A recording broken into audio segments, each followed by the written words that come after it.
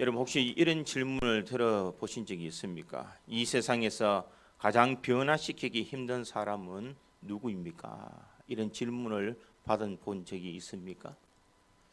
누가 이 세상에서 가장 변화시키기 힘든 사람입니까?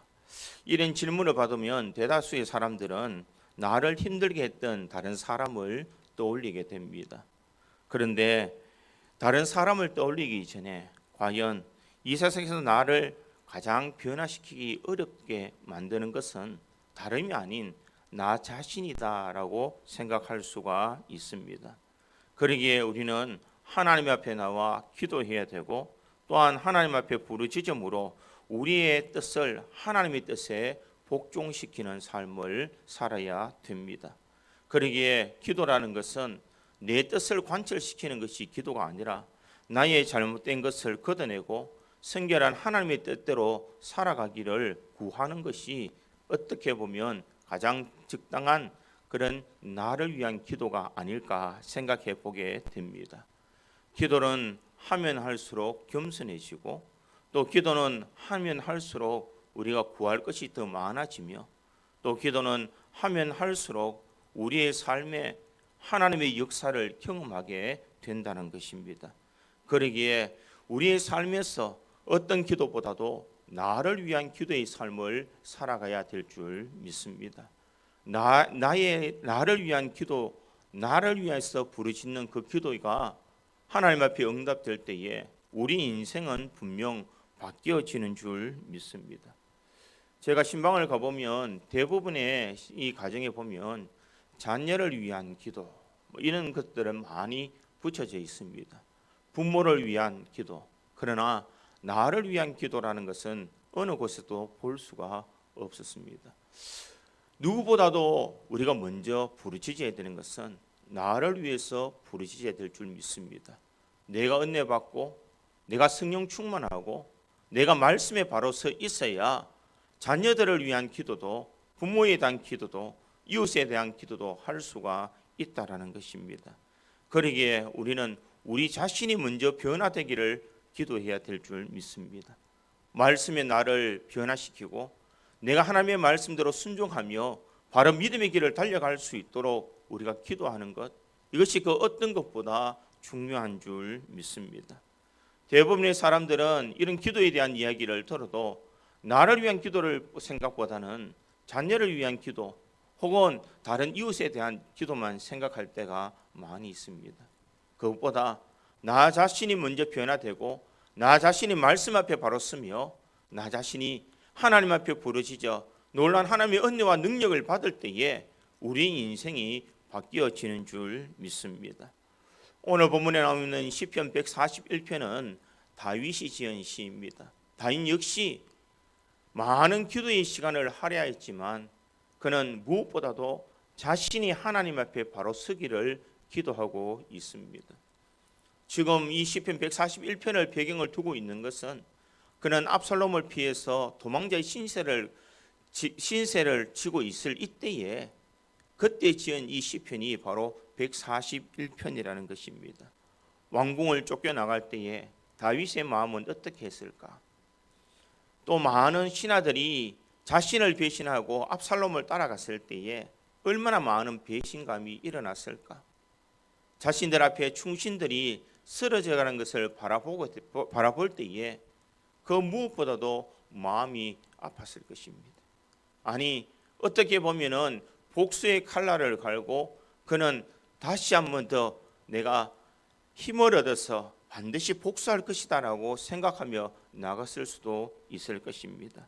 그런데 지금 이 다윗은 이런 상황 속에서 자신의 복수나 왕궁을 찾는 일이나 또 여러 가지 것을 생각하지 아니하고 하나님 앞에 나와 자신의 삶을 그대로 기도하는 것을 볼 수가 있습니다. 그러니까 오늘 본문 1절에는 이렇게 기록합니다. 여호와여 내가 주를 불러사오니 속히 내게 오시옵소서. 내가 주께 부르짖을 때에 내 음성에 귀를 기울이소서. 이렇게 말하고 있습니다. 얼마나 다급하게 지금 하나님 앞에 기도하고 있는지 우리는 잘 알 수가 있습니다. 속히 내게 오시옵소서. 하나님 오셔야 됩니다. 지금 오셔서 나의 이런 어려움을 해결해 주셔야 됩니다 라고 지금 기도하고 있습니다. 그러기에 2절은 어떻게 기도하고 있습니까? 나의 기도가 주의 앞에 분향은 같이 되며 나의 손드는 것이 저녁 제사같이 되게 하소서. 지금 내가 드린 이 기도를 주님께서 받아주시고 내가 삼하는 이 기도의 내용대로 응답되어지는 역사가 일어나게 해달라고 그는 부르짖고 있습니다. 그뿐만 아니라 8절에도 보니 주 여호와여 내 눈이 주를 향하며 내가 주께 피하오니 내 영혼을 빈궁한 대로 버려두지 마옵소서. 이렇게 기도하고 있습니다. 어떻게 보면 이 다윗이 절체절명의 위기 순간에 가장 먼저 하나님 앞에 나와 기도하고 있는 것을 볼 수가 있습니다. 하나님의 도움 없이 하나님의 은혜 없이는 살아갈 수 없는 것을 그는 누구보다도 잘 알기에 그는 하나님을 찾고 있다라는 것입니다. 어떻게 보면 다윗의 이런 위기의 순간이 현재를 살아가고 있는 우리의 삶과 비슷한 점이 많다라는 것을 알 수가 있습니다. 코로나를 통하여서 많은 사람들이 생명의 위협을 가지고 있습니다. 그러들은 모든 성도들은 가정에서 집으로 나가는 것조차도 힘들어하고 있습니다. 사람이 많은 곳이라면 왠지 두려운 마음을 가지고 있고 모든 성도들이 마스크를 하고 살아가야 되는 그런 현실에 놓여져 있습니다. 이때 우리들이 이런 현실 속에서 안주하며 적응하며 살아가는 사람이 아니라 이때일수록 우리는 다윗처럼 주님 속히 오시옵소서. 주님 이 형편을 고쳐주시옵소서. 내 삶이 정말 빈궁한 속에서도 하나님의 은혜를 바라볼 수 있는 복을 달라고 우리가 기도해야 될 줄 믿습니다. 진정 우리가 하나님 앞에 기도할 때에 주님께서는 우리의 기도를 들어주시고 나의 형편, 나의 처지를 누구보다도 잘 아시는 그 주님께서 우리 인생을 바꾸어 주실 줄 믿습니다. 그러기에 지금은 우리가 기도로 시작해야 될 때요, 기도로 준비해야 될 때이며 기도로 우리가 세상에 나가야 되는 때인 줄 믿습니다. 분명 기도의 사람에게 하나님께서는 은혜를 주시고 능력을 주시는 줄 믿습니다. 지금 다윗이 자신의 삶을 위해 온전히 하나님 앞에 기도드린 것처럼 우리 믿음의 성도들도 이 다윗처럼 우리가 나 자신을 위해서 하나님 앞에 기도하며 주님 앞에 부르짖어야 될 줄 믿습니다. 그렇다면 나를 위한 기도는 어떤 기도를 해야 될까? 다윗이 어떻게 자신을 위해서 기도했는지를 오늘 본문을 통하여서 잘 생각해 보므로 이 시대에 우리 믿음의 성도들도 다윗처럼 나를 위한 기도를 통하여서 하나님의 은혜, 하나님의 역사를 경험할 수 있는 저와 여러분이 되기를 간절히 소망합니다. 첫 번째로 나를 위한 기도는 내 입술의 문을 지켜달라고 기도해야 됩니다. 오늘 본문 3절에 보니 이렇게 기록합니다. 여호와여 내 입에 파수꾼을 세우시고 내 입술의 문을 지키소서. 이렇게 말합니다. 지금 다윗은 도망자로 달려가고 있습니다. 적들이 와서 언제 자신을 해야 할지 모르는 그런 절박한 순간에 있습니다. 그런데 다윗이 어떤 기도를 하고 있는가? 여호와여 내 입에 파수꾼을 세우시고 내 입술의 문을 지키소서.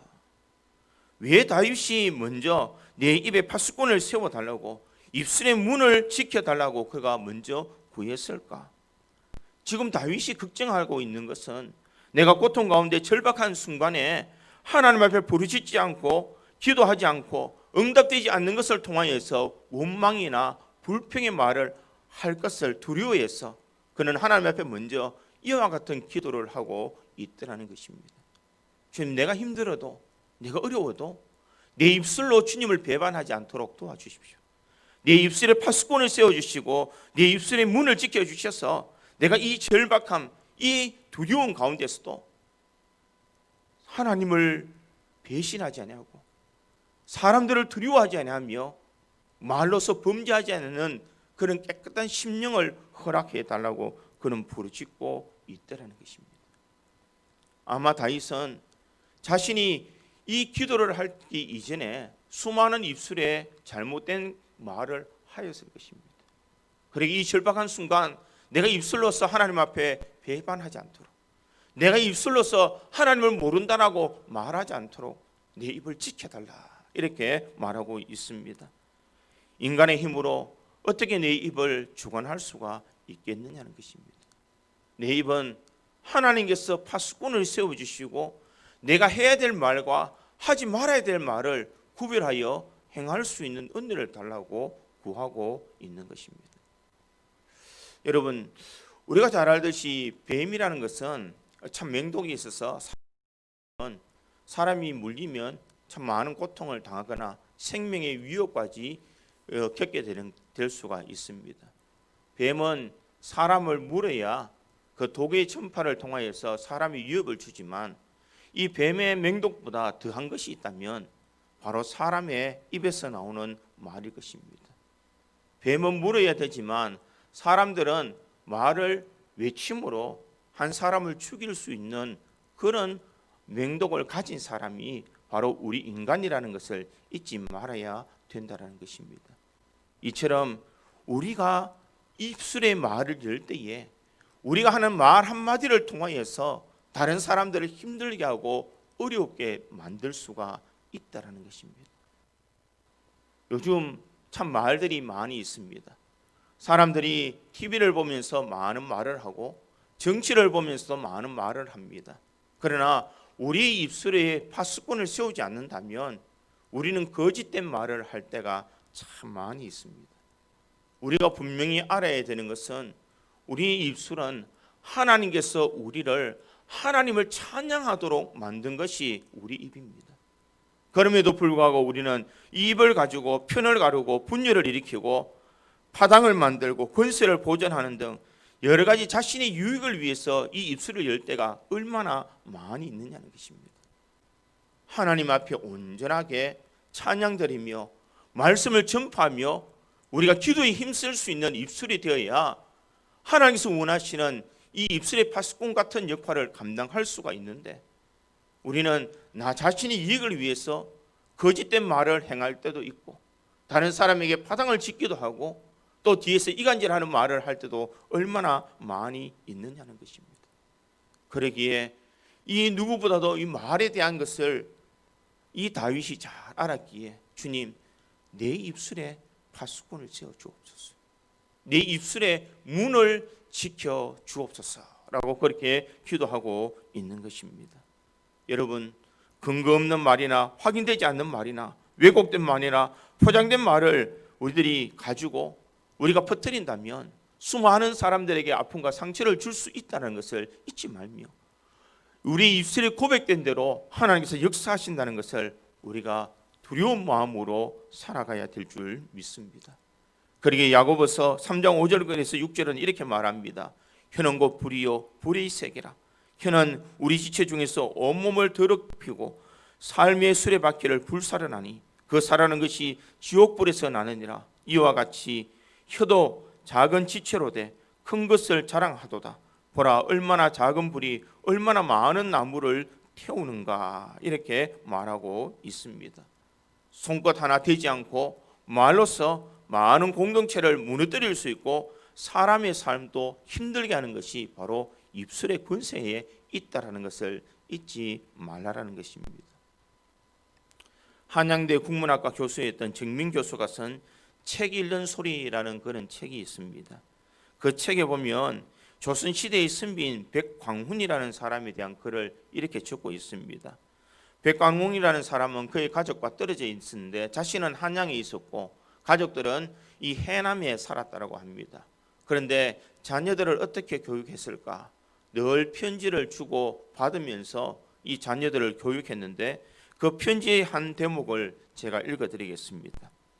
듣자니 너희가 잘못 남을 업신여기는 태도가 있고 또 남의 허물을 말하기를 좋아한다 하더구나. 사람이 배우는 것은 다만 이러한 병통을 없애려 함인데 이제 너희가 만약 정말로 이와 같이 비록 만권의 글을 배워 곧장 과거에 급제한다 해도 그 사람을 어디에다 쓰겠느냐. 놀라고 절통하여 죽고만 싶구나.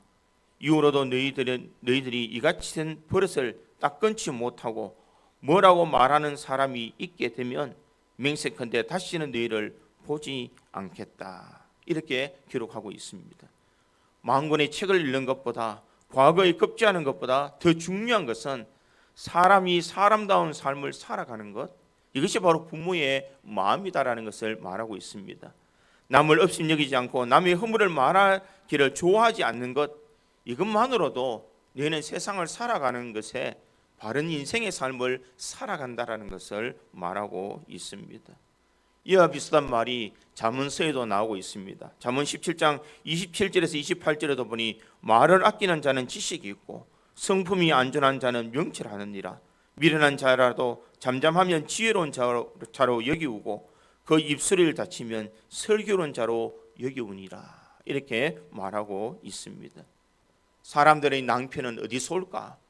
바로 입술의 파수꾼을 제대로 세우지 못할 때에 사람의 낭패가 온다라는 것입니다. 그러기에 다윗은 오늘 본문에 뭐라고 말하고 있습니까? 여호와여, 내 입에 파수꾼을 세우시고 내 입술의 문을 지키소서. 내 입술의 파수꾼을 무엇으로 세울 수가 있겠느냐는 것입니다. 내 입술의 파수꾼은 바로 하나님의 말씀이라는 것을 잊지 말아야 됩니다.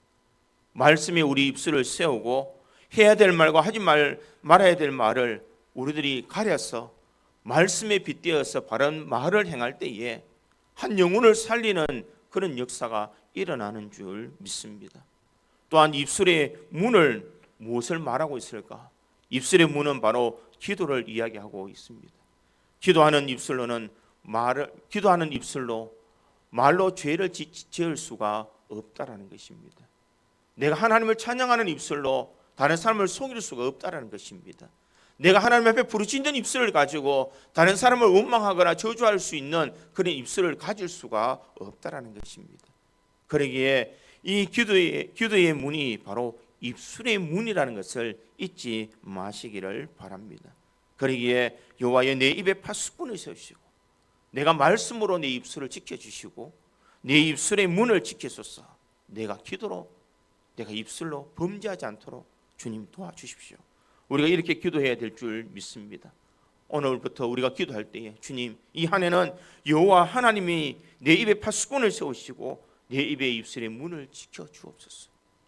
내가 이제 입술로 범죄하지 아니하고 하나님을 찬양하며 하나님의 영광 올려드리며 많은 사람들에게 유익을 줄 수 있는 아름다운 입술을 가질 수 있는 우리 자신이 되게 해달라고 우리가 기도해야 될 줄 믿습니다. 이 기도를 통해서 우리 자신이 살아나며 우리 주변의 사람이 다시 힘을 얻고 또한 이 나라 이 민족을 다시 세울 수 있는 아름다운 입술을 소유할 수 있는 저와 여러분이 되기를 주님의 이름으로 축원드립니다. 두 번째로 나를 위한 기도는 마음과 행동의 범죄로부터 지켜달라고 기도하고 있습니다. 오늘 보면 4절에 보니 이렇게 기록합니다. 내 마음이 악한 일을 기울여 죄악을 행하는 자들과 함께 악을 행하지 말게 하시며 그들의 진수승찬을 먹지 말게 하소서. 이렇게 말하고 있습니다. 여기는 두 가지를 이야기하고 있는데 앞부분에는 바로 마음을 지켜달라고 기도하고 있습니다. 뒷부분은 나의 행동을 절제하게 해달라는 그런 기도를 하고 있다는 것입니다. 내 마음이 악한 일에 기울여 죄악을 행하는 자들과 함께 악을 행하지 말게 하시며 이렇게 말합니다. 이 기도는 내 마음이 악한 일에 기울이지 않도록 하나님 내 마음을 다스려 주십시오. 내 마음을 지켜주시고 내 마음이 현혹되지 않도록 주님 내 마음을 온전하게 주관해 달라고 구하고 있습니다. 여러분, 마음을 지키기 위해서는 어떻게 해야 되겠습니까? 잠언 4장 23절에서 27절에는 이렇게 말하고 있습니다. 잠깐 같이 읽겠습니다. 23절에서 27절까지 같이 읽겠습니다. 모든 지킬 만한 것 중에 더욱 내 마음을 지키라. 생명의 근원이 이에서 남이니라. 구부리진 말을 내 입에서 버리며 비뚤어진 말을 내 입술에서 멀리하라. 내 눈은 바로 보며 내 눈꺼풀은 내 앞에 곧게 살펴 내 발이 행할 길을 평탄하게 하며 내 모든 길을 든든히 하라. 좌로나 우로나 치우치지 말고 내 발을 악에서 떠나게 하라. 아멘. 여기 보면 무릇 지킬 만한 것보다 더욱 내 마음을 지켜라 이렇게 얘기합니다. 그러면서 그 뒤에 나오는 것이 어떻게 하는 것이 마음을 지키는 비결인지를 잘 설명하고 있습니다. 24절에 잠언 4장 24절에 보니 구부러진 말을 내 입에서 버리며 비뚤어진 말을 내 입술에서 멀리하라 이렇게 이야기합니다. 마음을 지키기를 원한다면 먼저 우리 입을 지켜라라는 것을 말하고 있습니다. 우리가 남을 속이는 거짓된 말과 퇴폐적인 말과 상스러운 말을 하게 되면 결국 그 마음을 지킬 수가 없다라는 것입니다.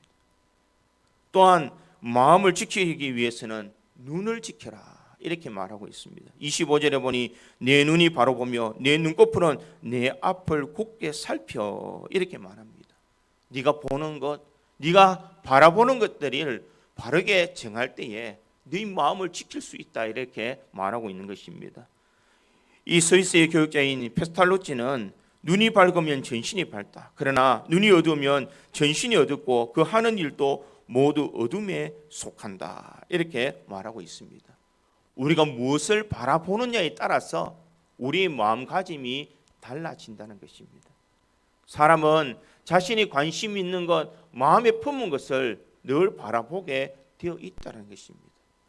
노름을 좋아하는 사람은 어느 곳에 앉아 있어도 그의 생각은 노름에 가 있는 것입니다. 사랑하는 사람이 있는 사람은 어느 장소에 있든지 그 마음은 사랑하는 사람에게 가 있다는 것입니다. 그러기에 우리가 무엇을 보느냐가 우리 마음을 지키는 비결이라는 것입니다. 우리 믿음의 성도들은 예수 그리스도를 바라봐야 될 줄 믿습니다. 믿음의 주여 또 온전케 하신 예수를 바라보자라고 히브리서 기자는 말하고 있습니다. 믿음의 성도들은 예수님을 바라보며 예수님의 은혜를 바라보며 우리가 믿음의 길을 달려갈 때에 우리의 마음이 바른 길, 정한 삶을 살아갈 수 있다는 것을 분명히 말하고 있는 것입니다. 여러분, TV만 바라보고 또한 인터넷만 바라보면서 우리 영혼을 병들게 해서는 안 된다는 것입니다. 많은 거짓된 말을 통하여서 우리가 현혹되어 마음을 어지럽게 하고 좌로나 우로로 흔들리는 삶을 살아간다면 우리는 바른 믿음의 길을 달려간다라고 말할 수가 없다라는 것입니다. 그뿐만 아니라 마음을 지키기 위해서는 발을 지켜 악에서 떠나게 해야 됩니다. 26절에서 27절에 보니 내 발이 행할 길을 평탄하게 하며 내 모든 길을 든든히 하라. 좌로나 우로나 치우치지 말고 내 발을 악에서 떠나게 하라. 이렇게 말하고 있습니다. 마음을 지키기 위해서는 이 잠언서의 말처럼 우리는 이 발을 악에서 떠나도록 해야 된다는 것입니다. 죄의 유혹의 장소로 가지 말아야 된다는 것입니다. 죄를 범할 수 있는 장소로 가지 않는 것, 이것이 우리 마음을 지키는 비결이라는 것을 분명히 말하고 있습니다. 우리의 마음을 지켰다면 이제 우리의 행동을 지켜야 되는 줄 믿습니다. 우리 행동을 지키기 위해서는 그들의 진술을 먹지 말게 하소서라고 오늘 본문 하반절에는 말하고 있습니다. 무엇을 말하고 있는가? 우리는 우리가 생각하는 것, 우리가 바라보고 있는 것을 보고 우리는 그것을 따라가는 경향이 많다라는 것입니다. 여러분, 분명 우리는 사기꾼들을 싫어합니다. 그러나 사기꾼이라 할지라도 잘 사는 것을 보면 사람들은 어떻게 이야기합니까? 나도 저렇게 한번 잘 살아봤으면. 바로 이렇게 생각하는 것이 사람의 마음이라는 것입니다. 그러기에 우리의 마음은 부끄러운 것에 가 있어서는 안 된다는 것입니다. 우리 행동을 바르게 하지 않으면 우리의 삶을 바르게 세울 수 없고 나를 지킬 수가 없다라는 것입니다. 극동방송의 부사장으로 계셨던 주기철 목사님의 아들이었던 이 주광조 목사님의 장로님의 그런 간증이 있습니다. 아버지 주기철 목사가 그가 일제 감정기에 고문을 믿음을 지키기 위해서 살다가 고문을 당하다가 결국 죽게 됩니다. 그때 가족과 온 성도들이 슬픔에 빠져 있었습니다. 아버지가 순교한 지 1년 4개월이 지나서 8.15 해방이 되어서 모든 성도와 가족들이 한자리에 모여서 돌아가신 목사님을 생각하면서 그들은 감사 예배로 하나님 앞에 영광을 올려드렸습니다. 그런데 그 당시에 이 주광조 장로님의 어머니는 위암에 걸려서 언제 죽을지 모르는 시한부 인생을 살고 있었다고 합니다. 이런 가운데에 이 북에서 사람이 내려와서 인민위원회 간부가 찾아와서 어머니에게 동과 남산동에 있는 이 적산가옥의 문서와 논밭 문서를 다 주면서 항일투사인 주기철 목사의 순간 정신에 감복해서 김일성이 보낸 포상금이라고 그렇게 말했다고 합니다. 그럴 때에 이 주광조 장로님의 어머니는 완곡하게 사절하면서 이렇게 이야기를 했습니다. 주 목사님은 이 세상의 포상을 받기 위해서가 아니라 하나님의 뜻에 순종하여 순교했으니 하나님의 상을 받기를 바랄 뿐이요, 이렇게 말하면서 그것을 받지 아니했다고 합니다. 그런데 옆에 있던 이 주광조 장로님은 마음의 갈등이 일어났다고 합니다. 아버지는 돌아가셨고 어머니는 위암으로 언제 돌아가실지 모르는 시한부 인생을 살아가고 있는데, 과연 나는 저 돈만 있으면 잘 살 수 있을 것인데 저 돈이 없으면 내가 어떻게 살까, 이런 생각을 하고 있었다는 것입니다.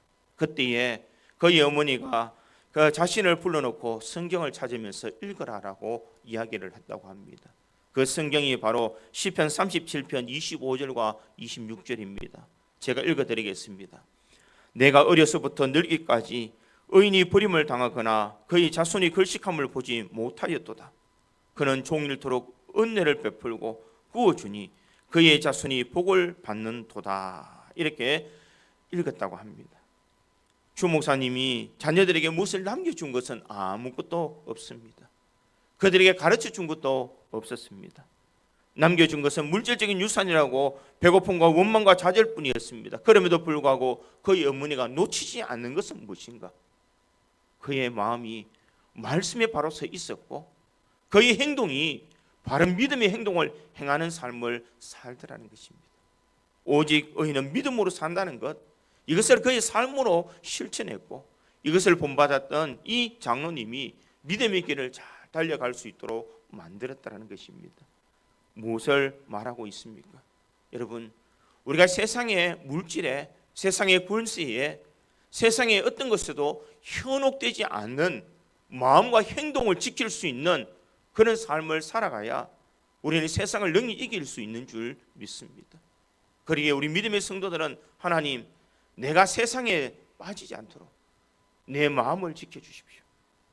내 삶, 내 행동을 지켜주시옵소서.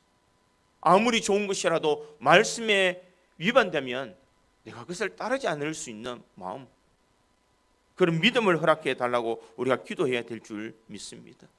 악인들이 차려놓은 진수성찬도 내가 먹지 않을 수 있는 든든한 마음, 이것을 통하여서 내 마음을 지키고 내 생각을 지키며 내 삶을 바르게 살아갈 수 있는 은혜를 달라고 우리가 기도해야 될 줄 믿습니다. 우리가 바른 믿음, 바른 신앙의 길을 써서 우리가 믿음의 길을 달려갈 때에 하나님께서 이 땅의 복뿐만 아니라 하늘의 신령한 복으로 분명 우리들을 채워주실 줄 믿습니다. 그러기에 나를 위한 기도를 할 때에 주님, 내 마음을 지켜주시고 내 행동을 지켜주시옵소서. 우리가 이렇게 기도할 때에 우리는 이 한 해를 복되게 살아가는 줄 믿습니다. 어떤 세상의 말에도, 어떤 세상의 유혹에도 우리가 능히 이겨나갈 수 있는 이 믿음을 가지고 우리가 세상 속에 참 그리스도인으로 살아가는 우리 구지 장로교의 모든 성도들이 되기를 주님의 이름으로 축원드립니다. 마지막 세 번째로, 나를 위한 기도는 내가 바른 귀를 갖게 해달라고 우리가 기도해야 될 줄 믿습니다. 오늘 보면 5절에 보니 이렇게 말합니다. 의인이 나를 칠지라도 은혜로 여기며 책망할지라도 머리에 기름같이 여겨서 내 머리가 이를 거절하지 아니할지라. 그들이 재난 중에도 내가 항상 기도하리로다. 이렇게 말하고 있습니다. 의인이 나를 칠지라도 은혜로 여기며 책망할지라도 머리에 기름같이 여겨서 내 머리가 이를 거절하지 아니할지라. 무엇을 말하고 있습니까?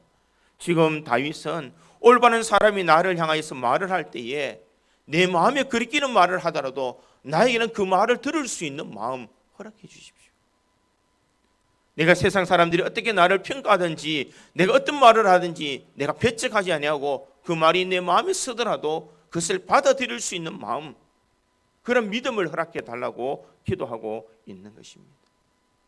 내 삶의 행동이 정당하다고 내세우는 것이 아니라 하나님의 말씀이 그렇지 않습니다라고 말할 때에 맞습니다라고 받아들일 수 있는 그런 복된 귀가 있게 해달라고 기도하고 있다라는 것입니다. 여러분, 성경에 보면 이 다윗과 사울의 삶을 서로 비교해 볼 수가 있습니다. 사울과 다윗의 삶은 어떻게 보면 비슷한 삶을 살았습니다. 사울 역시 처음에는 하나님으로부터 인정받는 사람이었습니다. 그런데 그가 범죄하여서 하나님의 영이 떠나게 되었는데, 이 사울이 범한 죄는 큰 죄가 아니라는 것입니다. 사무엘을 기다리다가 오지 않아서 자신이 사무엘 대신에 제사를 드리는 죄였고, 하나님께서 모든 것들을 다 죽이라고 했을 때에 그는 그 말에 순종하지 아니하고 살려서 자신이 이익을 챙긴 것이 그의 잘못입니다. 그러나 다윗의 잘못은 무엇입니까? 자신을 충성스럽게 따르던 신하를 죽여버렸고, 그의 아내를 탈취하여서 데리고 살았던, 어떻게 보면 세상적인 법적인 잣대로 바라보면 파렴치한 그런 인생의 삶을 살았던 다윗입니다. 그런데 하나님께서 왜 사울을 버리시고 이 다윗을 선택했을까? 바로 사울은 듣는 귀가 없었고 다윗은 하나님의 말씀을 듣는 귀가 있었기 때문이라는 것입니다. 사무엘이 사울에 가서 너의 자에 대한 잘못이 이렇다라고 정했을 때에 사울은 그것을 들을 귀가 없더라는 것입니다. 그러나 다윗은 범죄했을 때에 나단 선지자가 와서 그를 꾸짖었을 때에 그는 그 말씀을, 하나님의 말씀을 받고 그 말씀에 그는 자복하며 회개하는 삶을 살았다라는 것입니다. 사랑하는 성도 여러분, 지금 다윗이 큰 죄, 인간적인 잣대로는 큰 죄를 지었다 할지라도 하나님의 말씀을 듣고 그가 회개하며 자복할 수 있는 귀한 귀가 있을 때에 하나님께서는 그를 들어서 하나님의 마음에 합한 자로서 세워주시고 이스라엘 왕으로 그 업을 이어갈 수 있는 복을 주셨다는 것입니다. 그러기에 지금 다윗이 압살롬을 피해서 도망자의 신세를 가고 있지만 하나님 어떤 말씀을 하시든지 내가 그 말에 귀를 기울일 수 있는 마음 허락하여 주십시오. 그는 자신에 대해서 원망하고 자신에 대해서 욕하고 저주하는 시므이를 향하여서도 그를 가만히 두어라. 하나님께서 그의 입술을 통하여서 나에게 말하는도다. 이렇게 받아들이고 있더라는 것입니다. 여러분, 하나님께서 어떻게 말씀하시든지 우리가 그 말씀을 들을 수 있는 귀가 진정 복된 귀인 줄 믿습니다. 우리가 이렇게 살아가야 바른 믿음의 삶을 살아가고 바로 말씀에 쓸 수 있고 바른 신앙의 길을 달려갈 수가 있다는 것입니다. 우리가 잘 아는 이 솔로몬의 일천번제 제사를 알고 있습니다. 열왕기상 3장에 보면 솔로몬이 일천번제를 드리고 하나님 앞에 그가 제사를 드렸을 때에 하나님께서 그의 꿈에 나타나서 너에게 무엇을 줄꼬라고 그렇게 말합니다. 그때에 이 솔로몬이 하나님 앞에 구한 것은 지혜가 아니라 하나님, 내가 하나님의 말씀을 잘 들을 수 있는 듣는 마음을 허락해 주옵소서. 하나님 어떤 말씀을 하시니 내가 그 말씀을 듣겠습니다. 그 말씀을 듣고 내가 순종하겠습니다. 그가 이렇게 하나님 앞에 구하였더니 하나님께서 그에게 지혜를 허락해 주셨다는 것입니다. 세상을 살아갈 수 있는 가장 지혜로운 방법은 무엇이냐? 하나님의 말씀을 잘 들을 수 있는 귀가 있는 사람이 바로 세상을 지혜롭게 살아갈 수 있는 사람인 줄 믿습니다. 어떤 말씀인지 말씀에 나 자신을 세우고 믿음의 길을 달려가는 것, 이것이 바로 성도들이 살아가야 될 모습이요, 바로 우리들이 하나님 앞에 구해야 될 기도의 제목인 줄 믿습니다. 하나님, 내 마음에 찔리는 하나님의 말씀이 오더라도 이제는 내가 그 말씀에 순종하겠습니다. 내 마음에 아픔이 있는 말씀이라도 그 말씀이 하나님의 말씀이라면 내가 받아들이며 순종하겠습니다. 우리가 이렇게 기도할 때에 분명 우리 인생은 바뀌어질 줄 믿습니다. 아무리 힘들어도 하나님의 말씀을 들을 수 있는 귀가 있는 사람이 복된 사람인 줄 믿습니다. 하나님의 음성을 듣고 그것을 순종할 수 있는 사람, 그 사람은 세상을 이길 수 있는 사람이요, 세상 속에서도 힘있게 살아갈 수 있는 참된 그리스도인으로 살아갈 수 있는 줄 믿습니다. 그러니까 오늘 또 주님, 내 입술에 파수꾼을 세워주시고 주여 내 마음을 지켜주시며 행악하는 자들과 함께 내 인생을 걷지 않게 하여 주시고 내가 어떤 말이든지 이 듣는 귀를 허락하여 주셔서 주의 귀한 말씀대로 순종할 수 있는 은혜를 달라고 우리가 주님 앞에 기도할 때에 우리 믿음의 성도들의 삶이 분명 바뀌어질 줄 믿습니다. 2021년 이제 1회이 벌써 다 지나가고 있는 이 시점입니다. 이 한 해 정말 깜깜하다라고 말할 수 있는 이런 현실 속에서 우리가 이 땅을 살아갈 수 있는 비결은 바로 주님과 함께 동행하는 줄 믿습니다. 그러기에 주님, 이 한 해는 내 입술로 원망하지 않도록 도와주십시오. 힘들어도 하나님 찬양하겠습니다. 괴로워도 주님의 영광을 위해 살아가겠습니다. 어려워도 내가 주님을 바라보겠습니다.